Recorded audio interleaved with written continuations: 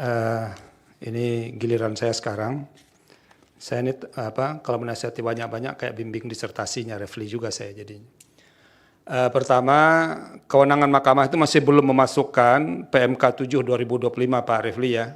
Nanti kalau nggak ada nih bisa saya kasih Pak Refli kalau mau ini. Tapi ada yang soft filenya di websitenya Mahkamah Konstitusi. Ini satu-satunya ini. Bapaknya kalau yang gratis mau cepat-cepat aja ini.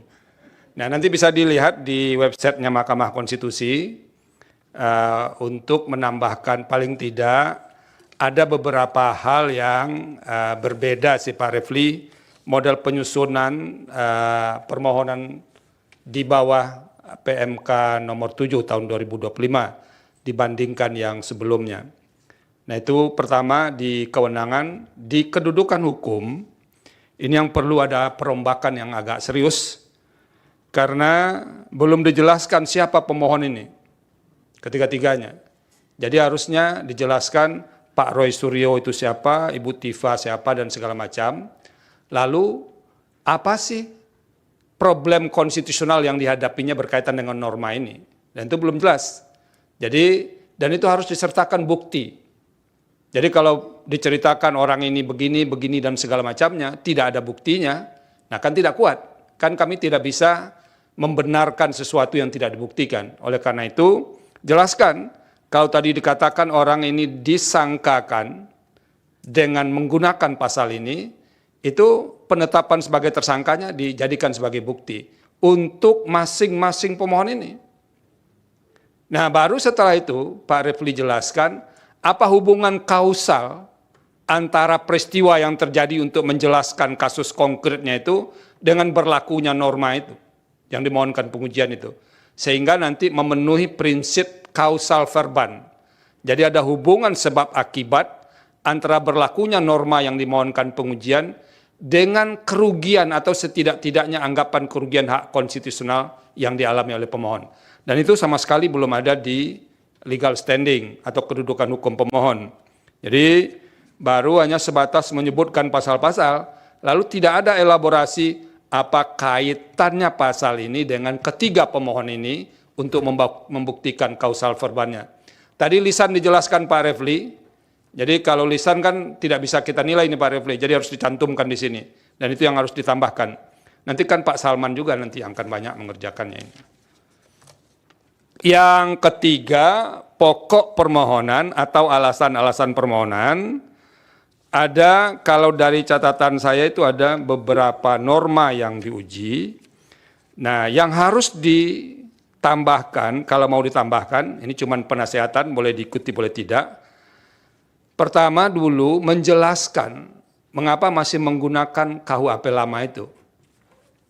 Nah karena begini Pak Refli, di KUHP baru, KUHP nasional ini, kan ada di sini disebut di pasal 618, nanti bisa dilihat. Pada saat undang-undang ini mulai berlaku, tindak pidana yang sedang dalam proses peradilan menggunakan ketentuan undang-undang ini, kecuali undang-undang yang mengatur tindak pidana tersebut lebih menguntungkan bagi tersangka atau terdakwa. Nah itu tolong jelaskan kenapa masih menggunakan norma ini. Satu. Yang kedua, pasal 310 itu kan sudah pernah diberikan, dinilai konstitusionalitasnya oleh Mahkamah Konstitusi. Nah nanti tolong dicari putusan-putusan Mahkamah Konstitusi yang berkaitan dengan norma yang ada dalam kitab Undang-Undang Hukum Pidana yang pernah diputus oleh Mahkamah Konstitusi. Apa masih bisa diteruskan menggunakan pasal ini atau tidak? Atau jangan-jangan ini bukan soal norma, kalau yang menyangkut pasal yang ada dalam pidana lama, ini soal praktek atau implementasi norma. Nah itu yang harus dijelaskan. Nah yang ketiga, yang belum bisa ditemukan secara clear, uraian yang lebih jelas, mengapa norma-norma yang diuji atau yang diuji konstitusionalitasnya ini bertentangan dengan pasal 28D ayat 1, pasal 28E ayat 3, dan pasal 28F. Dalam permohonan ini kami harus akui, tiga pasal konstitusi itu disebutkan, tapi belum ada uraian mengapa dia bertentangan dengan pasal dalam konstitusi itu. Jadi Pak Refli misalnya pasal 28D, setiap orang berhak atas pengakuan, jaminan, perlindungan, dan kepastian hukum yang adil, serta perlakuan yang sama di hadapan hukum. Apakah semua komponen dalam norma pasal 28D ayat 1 ini harus digunakan, atau jangan-jangan bagian-bagian tertentu saja, dan itu yang harus dijelaskan kepada mahkamah. Sehingga kami nanti bisa menilai benar atau tidak norma atau pasal-pasal dalam KUHP dan yang lain itu bertentangan dengan Undang-Undang Dasar 1945 atau tidak. Jadi argumentasi yang dijelaskan itu yang akan kami nilai. Jadi kalau argumentasinya tidak kuat, ya nanti tidak beralasan menurut hukum. Jangan dikira tidak ada problem misalnya, tapi memang argumentasinya itu yang tidak kuat. Karena jangan memaksa mahkamah untuk mencarikan argumentasi, enggak. Pekerjaan kami adalah menilai argumentasi yang diajukan oleh pemohon, mengapa ini bertentangan dengan Undang-Undang Dasar 1945. Dan dari norma-norma itu sebetulnya hanya baru menempelkan pasal konstitusi, belum menguraikan pertentangan itu. Ini karena ini yang saya hadap ini doktor konstitusi, jadi saya challenge juga ini kuasa hukumnya untuk menjelaskan ini kenapa dia dikatakan bertentangan, Pak Refli. Nah itu tolong nanti dijelaskan karena yang beberapanya itu sudah pernah diputus oleh Mahkamah Konstitusi. Dan terakhir ini perlu disampaikan kepada pemohon. Ini di petitum nomor 8 ya.